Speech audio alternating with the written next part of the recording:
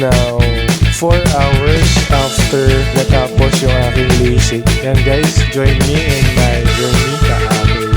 Hello guys, welcome sa OFW in UK. Gusto mo bang malaman ang feeling ng bagong LASIK? Gusto mo bang magpa-LASIK pero nagdadalawang isip ka at kailangan mo ng more information? So sa videong ito, dinocument ko yung aking experience ng pagpapa-LASIK since screening up to the follow-up checkup after ng aking LASIK. So kung interesado ka sa topic na ito, just keep on watching.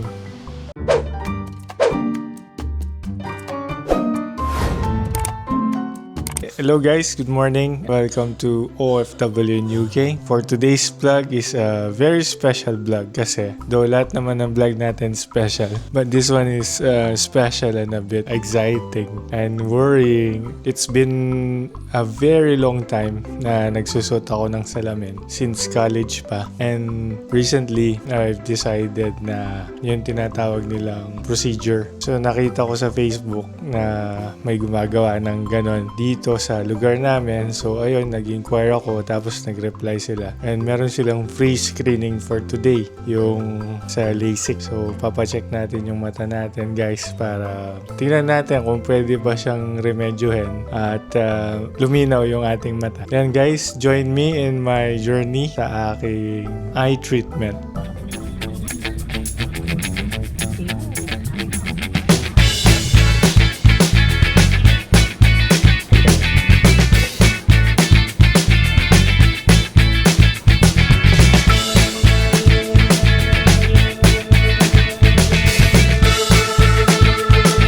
Babalik lang pala namin ngayon. Natapos na yung aking eye screening today. Meron siyang 4 stages yung screening. So una yung i-check nila yung mata mo. Kung malabo ganyan, kung ano yung mga lenses, na ano yung grade na pwede kang makakita ng malinaw. And then yung meron sila yung i-check yung how long would it take bago ka mag-produce ng tears. Parang ganun. Pangatlo, yung may susundan ka na color green. Tapos yun, mapipicturean nila yung mata mo. And then yung pang-apat is yung counseling. So, i-describe nila ano yung mga pros and cons, ano yung mga dapat gawin before and after the procedure. And then, papapamiliin ka ano yung magandang procedure para sa'yo. So, meron 3 yun. Sa akin, sinuggest nila is yung regular lang. Kasi nga, depende din kasi dun sa case nung mata mo. So, I'll be coming back there next week on the 21st of January.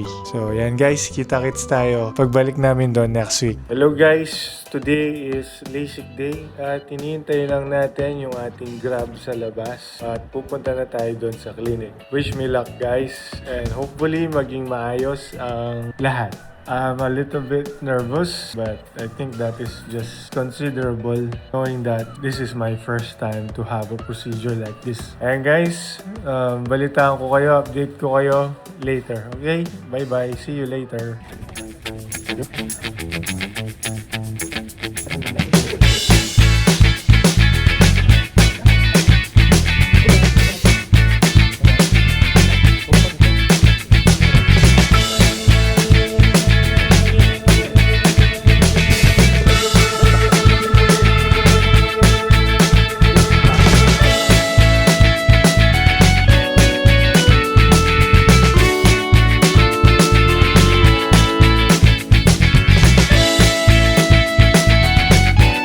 Pasensya na guys, kakatapos lang natin ma-LASIK kanina. So nakauwi na tayo. Medyo mahapdi pa yung mata ko kaya hindi ko siya ma-open maayos. As you can see, merong guard yung mata ko kasi kakatapos ko lang ng LASIK procedure kanina mga 30 minutes ago. Then nakauwi na kami ni Che. Nag-grab na lang kami from the clinic to here. I-explain ko lang sa inyo yung ano yung nangyari sa akin doon. So yan, nagpapahinga lang muna tayo. Kasi in-advise ng doctor na para hindi masyadong ma-feel yung effects nung procedure after is yan, i-close muna yung eyes at saka matulog ng at least 4 to 6 hours to help with the healing. So ayun nga, pagdating namin doon, inassess ako ulit. Tapos prepare na ako ng gown, ng mask, tapos yung hair cap. Then nilagyan na ako ng antibiotics, anti-allergy, tsaka yung anesthetic.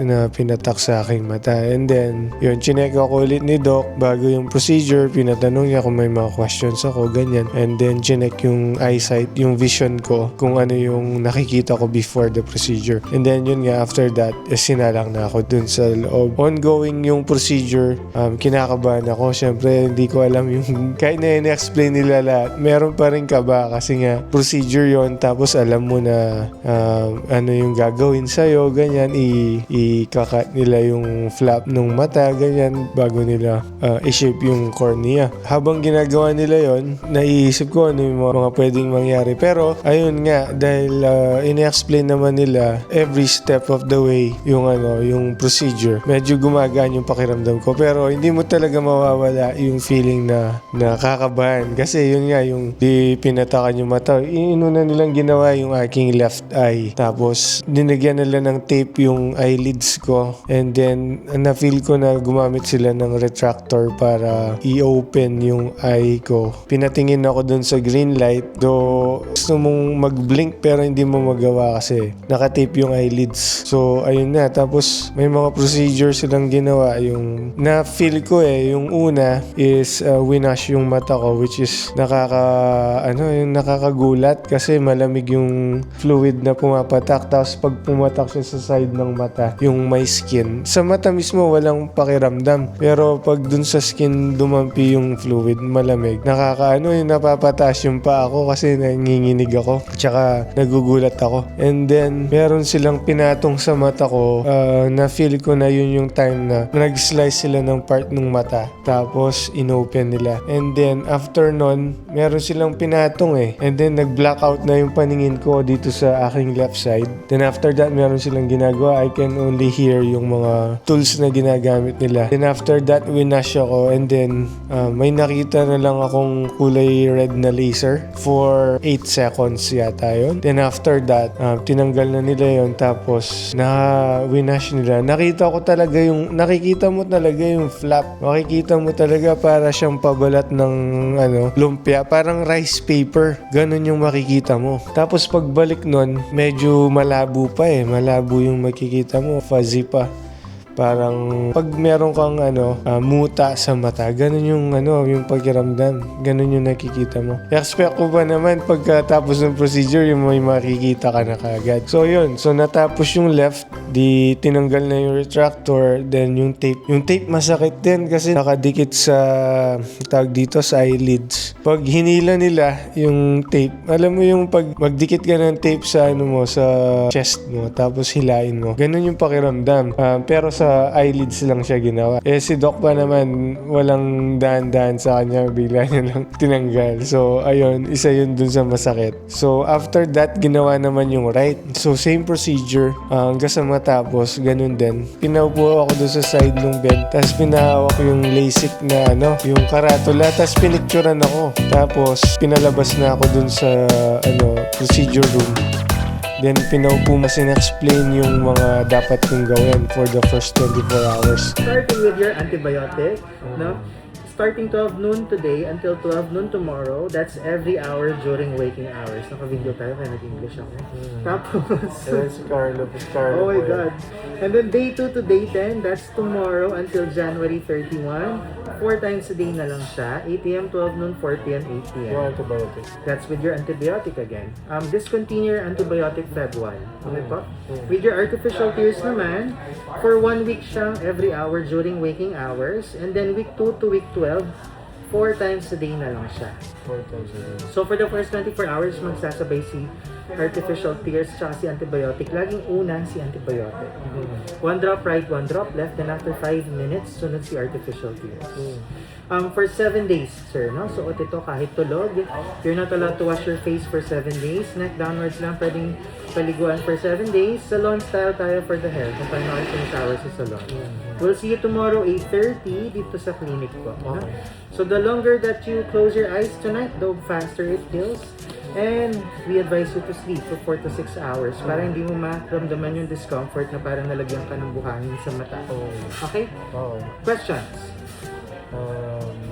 Right, I asked already. Yung malabo pa siya, no? Bukas pa yung ano. Yeah. You need to sleep for 4 to 6 hours to appreciate it even better. Alright, congratulations. See you tomorrow. Thank you. Pero wait lang natin si Doc. I-check lang niya yan. Final check. After niya ma-check, you can go home. Okay. So, as you can see guys, itong left eye ko ngayon, medyo okay na siya kasi yung left yung naunang ginawa. Pero itong right, medyo ano pa din. Meron pa rin nafe-feel na kaunting hapdi. So, ang advice naman ni Doc is i-close ko muna yung eyes ko. Matulog muna. Huwag muna mag-cellphone at manood or mag-computer para hindi mo masyadong ma-feel yung effects ng after ng procedure. Sabi niya ganyan. Pero yun, feeling ko dahil dry din yung mata kasi nung pagpasok ko dito nagsalamin ako, pulang-pula yung mata ko pero ngayon nag-i-start na siyang mag-tear up ulit. Nagkakaroon na ako ng tears kaunti, so medyo madali na siyang i-open tsaka medyo smooth na siya ng kaunti. Pero ayan, as you can see, di ko muna siya pinupwersa na i-buklat yung mata ko. 12 o'clock na ngayon, papatakan muna natin yung mata ko. So, ito guys, yung ating antibiotic.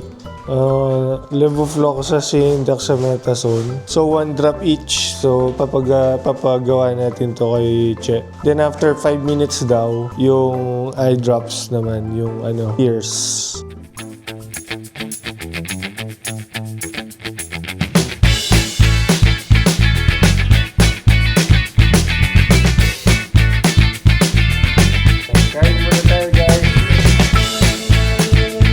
It is now 4 hours after natapos yung aking LASIK. So, ano ba yung pakiramdam ko ngayon? Ano yung nakikita ko ngayon? Sabi ko nga kanina, hindi ko pa ma-open masyadong maayos yung mata ko kanina kasi nga sa sobrang hapde. Pero now, mahapdi pa din siya. Parang yung may buhangin sa loob pero hindi na kagaya nung kanina na nauna na nahihirapan ako mag-open ng mata kasi nga sobrang hapdi niya. Na-open ko na, medyo naibsan na ng kaunti yung aking mata, especially yung aking left side na mata. With regards to vision, lumilinaw na siya. Actually, malinaw na. Pero hindi ko pa kasi na-try yung totally na inopen ko yung mata ko and then nag-focus ako into something. Pero malinaw na siya compared dun sa nauna na kala ko parang wala nangyari. Parang mas lumabo pa nung nakasalamin ako. Ngayon, malinaw na siya. Yung Coca-Cola dyan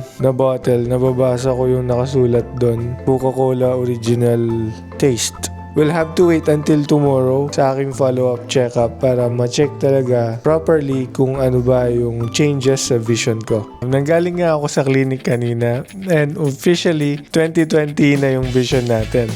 Doon nakikita nyo, suot ko pa rin yung guard kasi second day pa lang ng ating after LASIK procedure at ongoing pa yung ating healing ng ating mata. Hindi ako nakapag-record kanina kasi nga after namin ma-check up kay Doc sa clinic ay lumabas kami at nagpunta ng SM. So ayan, naglibot-libot kami. Habang naglilibot kami ay sinumpong yung ulo ko, sumakit yung ulo ko nung patapos na yung araw. Siguro dahil na-strain ako masyado, na-strain yung mata ko. After sumakit yung ulo ko, ay umuwi na kami. So ipinahinga ko lang at nawala naman, natanggal naman yung sakit ng ulo. So ayun guys, hopefully na-inform ko kayo dito sa aking experience sa pagpapalasik ng mata. I could say na worth it ito. Kung kaya naman ng resources, ituloy mo na ang pagpapalasik dahil magandang investment ito since nag-invest ka sa iyong sarili. Ayan guys, if you find this video interesting, please support our channel by